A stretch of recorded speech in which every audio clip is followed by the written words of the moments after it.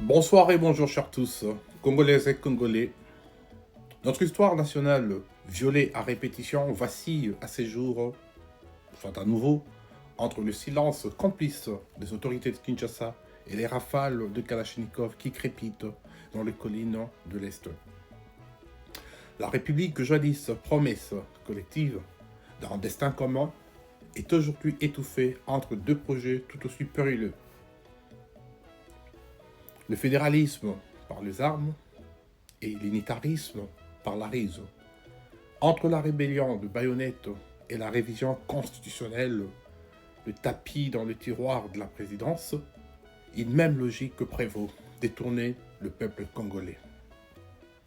Nous ne citerons pas qu'on ne s'y méprenne pas non plus, ni les tentatives de la balkanisation sous couvert de fédéralisme, des circonstances bien évidemment, ni les ambitions monarchiques déguisées en amendement constitutionnel n'ont des légitimités si elles ne procèdent du suffrage universel direct.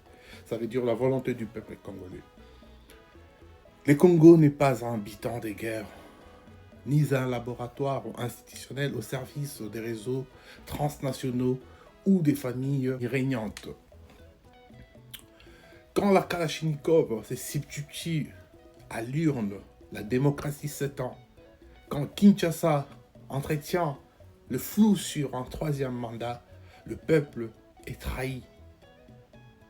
Quand l'on murmure aussi dans le salon de la Gombe une réforme qui ferait glisser la République vers une dynastie camouflée, c'est l'esprit même de notre indépendance qui est profané. C'est la mémoire même de Lumumba qui est profanée, si je peux le dire ainsi. Notre constitution n'est pas une serviette de table que l'on aurait pu selon les appétits du moment. Elle est l'ultime rempart contre la tentation de l'éternité au pouvoir, contre la fabrique même de royaumes modernes où le président devient le roi et où le peuple n'a plus de voix ou de droit au chapitre. À ceux qui rêvent d'un Congo gouverné par le cartel de l'Est ou des clans de la capitale, nous disons, ni Goma ni Kinshasa ne peuvent parler à la place du peuple congolais. Ce peuple, dans sa dignité silencieuse, attend qu'on les consulte bien évidemment et non qu'on le force ou qu'on l'impose quoi que ce soit.